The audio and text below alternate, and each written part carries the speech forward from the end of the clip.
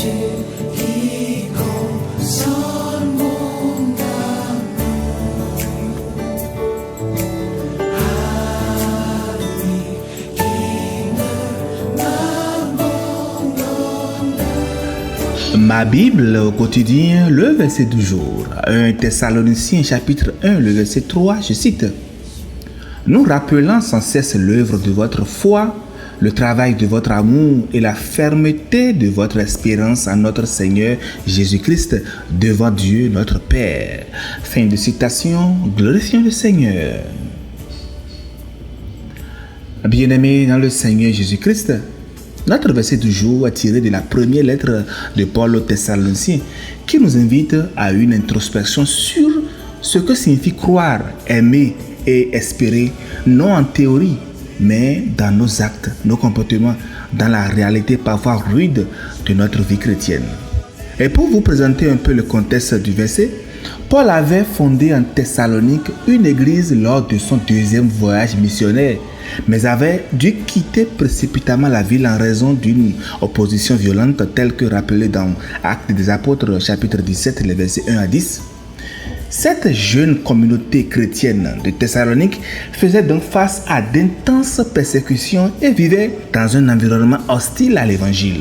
Paul a donc écrit cette lettre pour encourager ses croyants, pour renforcer leur foi et leur assurer de son amour. Lorsque nous lisons les premiers versets du chapitre, on constate que cela constitue une action de grâce où Paul a exprimé sa profonde reconnaissance envers Dieu pour la foi remarquable de ces nouveaux convertis qui, malgré les difficultés, ont demeuré fermes dans leur engagement devant Dieu.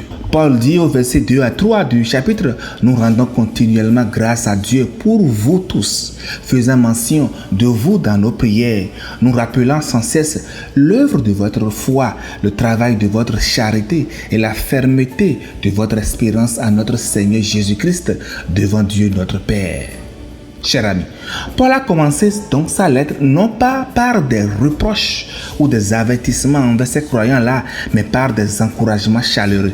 Il bénit Dieu en se souvenant constamment de trois choses: leur foi qui agit, leur amour qui travaille et leur espérance qui tient ferme.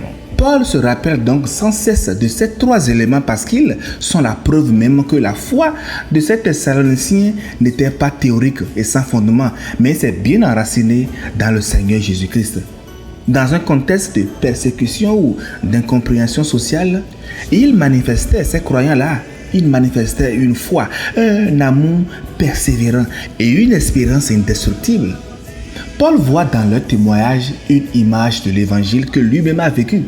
Il ne se contente pas non seulement de les complimenter, mais il rend grâce à Dieu parce que seule une transformation opérée par l'Esprit Saint peut produire une telle force intérieure.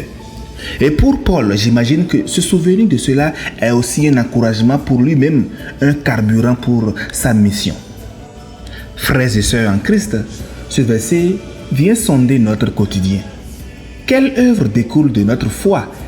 Est-elle visible ou reste-t-elle cachée dans les bonnes intentions? De tout ce que nous faisons, quel travail naît de notre amour? Sommes-nous vraiment actifs dans le service ou nous sommes lassés par la fatigue? Et quelle fermeté y a-t-il dans notre espérance? Est-ce que nous résistons quand tout semble perdu ou abandonnons-nous au premier obstacle?